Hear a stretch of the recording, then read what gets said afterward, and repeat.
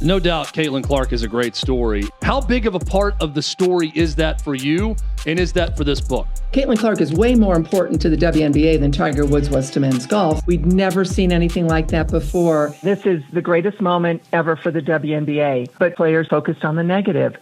Caitlin Clark is the hero, and everyone speaks poorly of her is the villain. They tried to shut her out, silence the journalist who told the truth, and pretend the biggest star in women's sports wasn't saving their league. What an incredibly talented, confident, strong, and mature person she is. But the numbers don't lie. Caitlin Clark is bigger than Tiger Woods was for golf. Sold-out arenas, record-breaking ratings, and still, the WNBA treats her like a threat. Why? And what should have been done? I looked seriously at the leadership of the WNBA. It basically was ignored by the vast majority of the mainstream sports media. Because one reporter exposed the truth they didn't want you to hear. If you stand 100% with Caitlin, drop a 100% in the comments, and let's get into it. Who is this? This is the moment. Caitlin Clark and the revolution in women's sports. Caitlin Clark is the star player of the WNBA. The most popular woman ever in the WNBA, Caitlin Clark. The moment Caitlin Clark stepped onto a WNBA court, everything changed. We're not talking hype, we're talking impact.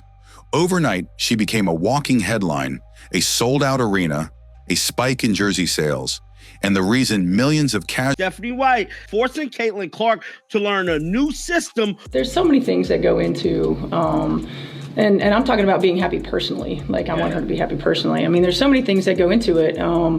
You know, it's a different group. While system might still be very similar, it's a different group, and you know, things are happening quickly, and being able to mesh. Sometimes it works and sometimes it doesn't. I think we've seen that in. There's so many things that go into. Casual fans suddenly cared about women's basketball. ESPN couldn't stop talking about her. Old school sports fans were texting each other, "Are you seeing this?" And it wasn't just about her shooting from the logo or breaking records. It was about Caitlin Clark is the needle. Caitlin is box office. Caitlin Clark as the star. Everything else is wrapped around her, and everything else is revolving around her. She's Rookie of the Year in the WNBA. presence, magnetism, that rare electricity you only get once every few decades. Christine Brennan, a veteran. It's all about a basketball player who happens to be a woman. We'd never seen anything like that before. Sports journalist who's covered Super Bowls, Olympics, Tiger Woods, said it flat out. Caitlin Clark is more important to the WNBA than Tiger Woods was to golf. Caitlin Clark is way more important to the WNBA than Tiger Woods was to men's golf. That's not a hot take. It's a statistical fact. At Iowa, Caitlin drew record-breaking viewership, including the first time in history a women's NCAA title game outdrew the men's. 4 million more people watched Caitlin Clark in Iowa than watched the men's final the next night. 4 million more people watching the women's final than the men's the next night. There's a sentence I thought I had trouble saying it because I thought I could never say it, right? 4 million more people watching the women's final than the men's in the NCAA basketball. Let that sink in. By the time she entered the WNBA, she had already been on Saturday Night Live. She was being called the revolution in women's sports by USA Today. Christine Brennan's book about her didn't even need a proposal. Publishers saw the wave and rushed to print. Even people who had never watched a second of women's basketball were tuning in just to see what she'd do next. But here's the twist. Instead of rolling out the red carpet, the league hesitated. Instead of capitalizing on the moment, they flinched. The WNBA. Caitlin Clark is the needle mover. She is the needle mover. She is the franchise player. And she was the MVP. She is the main draw. She wasn't the one who was full sprinting down the court. Caitlin Clark is a rising star in women's basketball. She's pulling in crazy viewership numbers. She's my role model. I really look up to her. Why do you like Caitlin? Yeah, she's so good at basketball. Because she's that awesome person, and she has like a lot of aura, so like. They wasn't ready. They had no plan for a player this big. No media strategy, no team guidance, no leadership training. You had fans lining up in freezing weather during her Big Ten barnstorming tour, and yet the WNBA executives acted like her impact caught them off guard. How? Because Caitlin Clark wasn't just a good player, she was a cultural disruption. For a league that had been largely ignored by mainstream sports media, she was the crack of lightning that finally lit up the sky. But lightning shakes things. It draws attention. And sometimes it exposes what people would rather keep hidden. Caitlin wasn't just changing the game. She was threatening the status quo.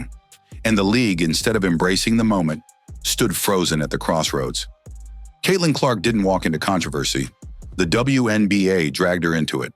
From the moment she was drafted, a wave of passive resistance began building. Not from fans, but from inside the league.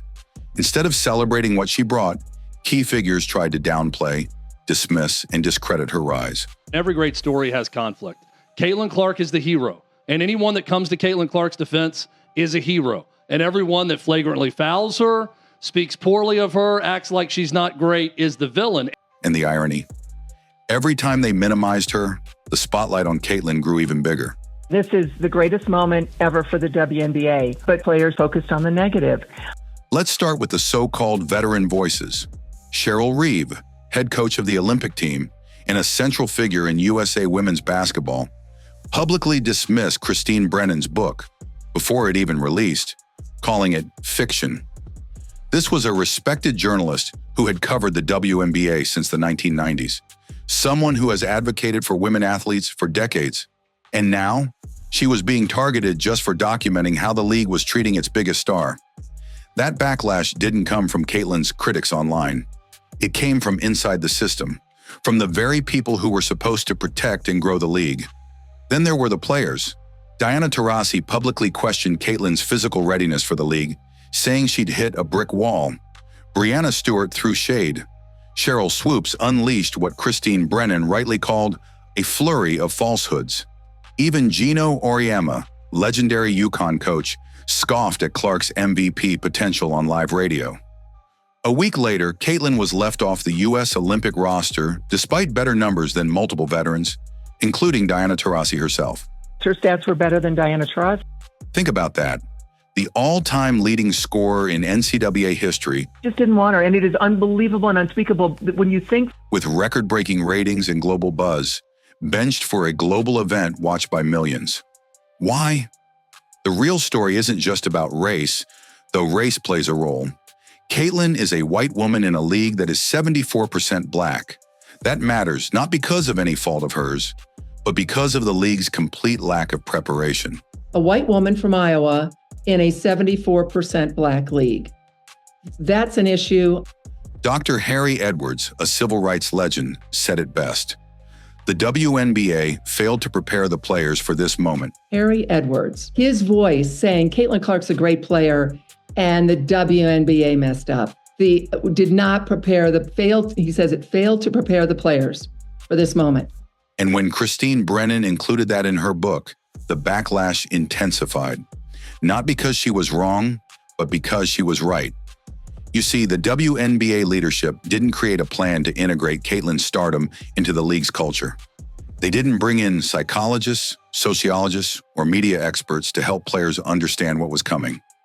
No team building, no off-court leadership guidance, nothing. Instead, they let resentment build in silence. Players had to watch this rookie come in and steal headlines, sell out every arena. WNBA rumors suggest Caitlin Clark will be among the first stars making $1 million annually. The most notable of which is, y'all already know who, the needle mover, Caitlin Clark. So in 2024, she averaged 16.5 points per game, 4 assists, 5.5 rebounds. She shot 37% from the field and 31.8% from three. Now, if you look at her preseason in 2025, she only played 2 games in this preseason, and one was against that Brazilian national team. She played 21 minutes. She averaged 14.5 points, 6 assists, 6 rebounds. She shot 52.5% from the field and 50% from three-point range. And get $28 million from Nike, while they were still fighting for TV time. The league didn't unite behind her, it fractured around her, and the consequences were immediate. Dirty plays on the court, starting with the infamous hip check by Kennedy Carter that was never called a flagrant. And when Angel Reese stood up and clapped for that foul, smiling as Caitlin got up in pain, what did the league say?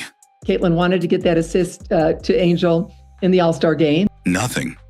When Marina Mabrey made a 3-finger gesture mocking Caitlin after another hard foul, the response? Crickets. How great Caitlin was and how the WNBA failed the players by not preparing them. Failure of the leadership of the WNBA to have seminars or Zoom calls or sociologists or psychologists. Again, not because they're weak, but because this was so incredibly unusual and also such a watershed moment to take the WNBA to places that they always wanted to go, but never had gone until the arrival of Caitlin Clark. And it didn't stop there. Fans were unloading tickets for $3 when Caitlin missed a game. But when she showed up, sold out, standing room only. Let's be honest, this isn't just poor leadership, it's sabotage. The message from inside the league became clear. Caitlin must earn her stripes, even if that means enduring injuries, slander, and silent locker rooms. Players and coaches who should have been lifting her up chose to gatekeep the moment instead. And when Christine Brennan had the courage to say it publicly, they tried to blacklist her. But here's the catch. Every time they tried to shut down the conversation, it only got louder. This isn't just a sports story. It's a power struggle. A young woman came in and forced a billion-dollar league to confront everything it had ignored for decades. Race dynamics, media bias, internal jealousy, and its own fear of change. And Caitlin? She never asked for special treatment. She's taken the hits, the fouls, the headlines, and still shows up to play. That's not arrogance. That's leadership. The leadership of the WNBA. How could you not be prepared for this moment? You've seen it happening in the Big Ten. You've seen it in Iowa. You see these TV ratings.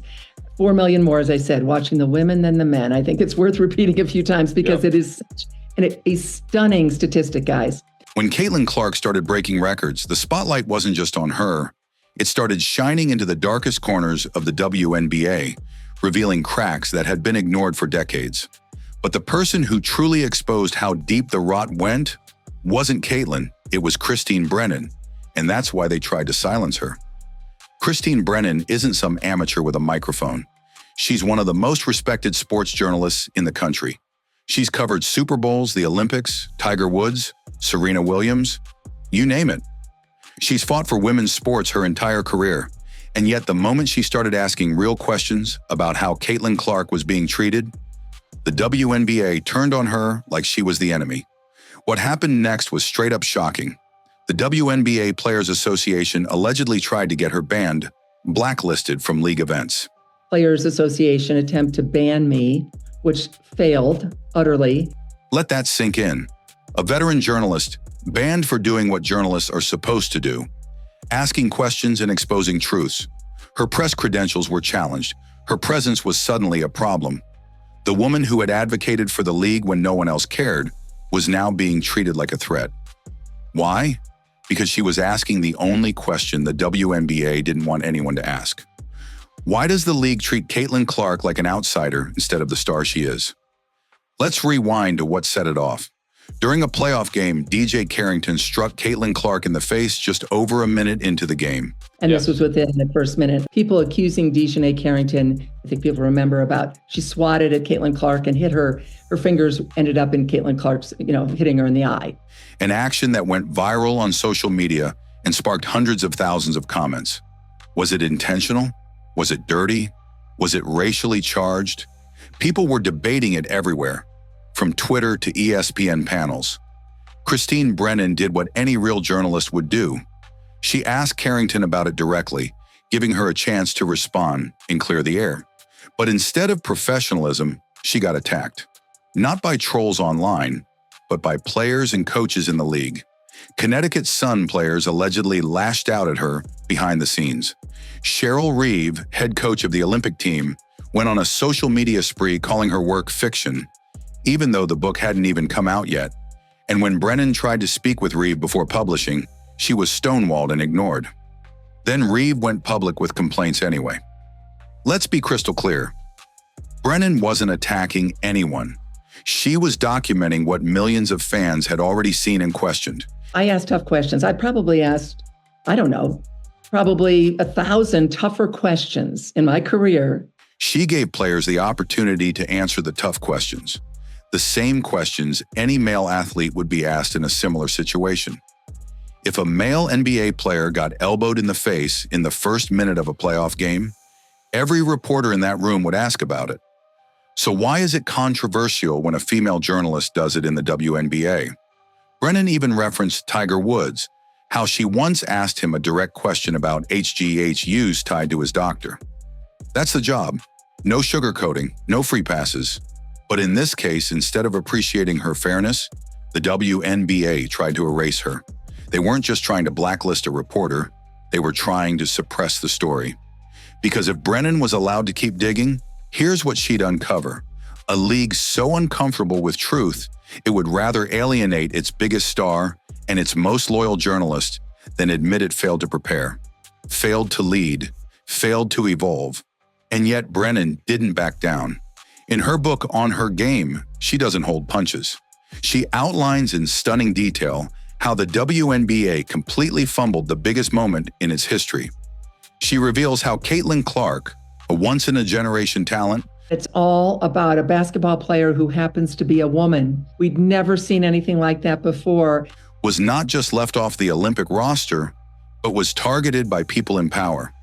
She exposes how the league's leadership offered no seminars, no team-building support, no training to help players navigate the new spotlight. In short, they watched the freight train coming and still stood on the tracks.